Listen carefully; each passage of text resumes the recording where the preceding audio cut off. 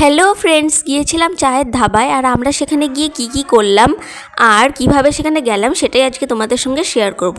তো welcome to our channel PV blog. Saraswati পুজোর দিন আমি পিসিমণি আর মা গিয়েছিলাম শ্যামনগরের চায়ের ধাবায়। তো ফার্স্টেই সেখানে যাওয়ার জন্য লাগবে অটো বা টোটো। শ্যামনগর স্টেশন থেকে বাসুদেবপুর মোড় পর্যন্ত পার হেড 15 টাকা করে অটো নেয়। সেখান থেকে বাসুদেবপুর রোডে নামলেই সেইখানে পাশেই রয়েছে, রোড থেকেই দেখা যায় চায়ের ধাবা। আর এটা ভীষণই পপুলার। এটা পুরোপুরি কল্যাণী এক্সপ্রেসওয়ের ওপরে রয়েছে। তো আমরা সেখানে ফার্স্টেই চলে গেলাম। অনেকটা জায়গা নিয়েই চায়ের ধাবা রয়েছে। আর তোমরা তো দেখতেই পাচ্ছ ছোট ছোট বাঁশের দোতলার মধ্যে বসার সিট রয়েছে। আর এখানে তাছাড়াও অনেক ছাতার তলায় বসারও আয়োজন রয়েছে, অনেকগুলোই সিট আছে। আর এখানে দেখো আমরা ফার্স্টেই চলে গেলাম কাউন্টারে। সেখানে একটা বিরাট করে মেনু দিয়ে রয়েছে কি পাওয়া যায়, তোমরা পজ করে দেখে নিতে পারো। তো কাউন্টারেই ফার্স্টে গিয়ে আমরা অর্ডার দিয়ে দিলাম 3টে স্পেশাল ভেজিটেবল চপের, যেটার পার প্রাইস 20 টাকা।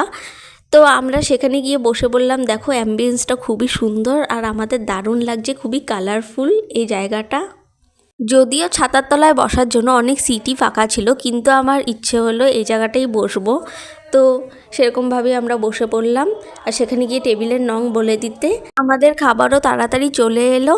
আর শীতের বিকেলে এই গরম গরম চপ কিন্তু খুব ভালোই লাগছিল খেতে। আর তার সঙ্গে দেওয়া হয়েছিল 3টে সসের পাউচ আর চায়ের ধাবার ডিটেলস অ্যাড্রেস লেখা 3টে টিস্যু। ভেজিটেবল চপটা খুবই টেস্টি ছিল আর ভেতরের স্টাফিংটাও পুরোপুরি সুন্দরভাবে ছিল আর ভীষণ ক্রাঞ্চি ছিল। আমার তো একটা খেয়ে পেট ভরে গিয়েছিল। সব মিলিয়ে জায়গাটা ভীষণ জমজমাট। আর সরস্বতী পুজোর জন্য সেখানে খুব ভিড় হয়েছিল। আমাদের চায়ের ধাবার যাবার সেদিন কোনো প্ল্যান ছিল না, আমরা যেতাম বর্তির বিলে, কিন্তু লেট হয়ে গিয়েছিল তাই চায়ের ধাবায় চলে গেলাম। যদিও আমরা বত্তির বিলে যেতে চেয়েছিলাম, কিন্তু চায়ের ধাবায় এসে আমাদের দারুণ মজা হলো।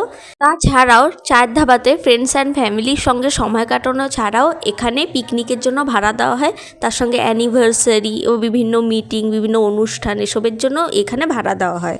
সন্ধেবেলায় জায়গাটায় লাইট জ্বালানোতে জায়গাটার সৌন্দর্য আরও বেড়ে গেল। আর দেখো এখানে রয়েছিল দোলনা আর বিভিন্ন রাইডস। সেটা অবশ্য 1 থেকে 10 বছর বয়সী বাচ্চাদের জন্য ছিল, কিন্তু বড়রাও সেখানে চড়ছিল আর তারা সেজন্য কিছু বলেও নি। আমার জায়গাটা ভীষণই ভালো লেগেছে আর আমি আমার ফ্যামিলিকে নিয়ে আবার ওই জায়গাতে নিশ্চয়ই যাব। আর ধাবায় যেহেতু আমাদের সন্ধ্যা হয়ে গিয়েছিল, আমরা একটু টাইম কাটানোর জন্য পাশের এক শিশু উদ্যান ছিল, তো সেটা ফ্রি অফ কস্ট ছিল। আমরা সেখানে গিয়ে একটু দোলনা আর অন্যান্য রাইডস চড়ে নিলাম, ভীষণ মজা হয়েছিল। এই পার্কের ব্যাপারে তোমাদের নেক্সট ভিডিওতে আমি ডিটেলসে বলবো। ভালো লাগলে ভিডিওটিকে লাইক, শেয়ার অ্যান্ড কমেন্ট করো আর চ্যানেলটিকে সাবস্ক্রাইব করে দিও। Thanks for watching.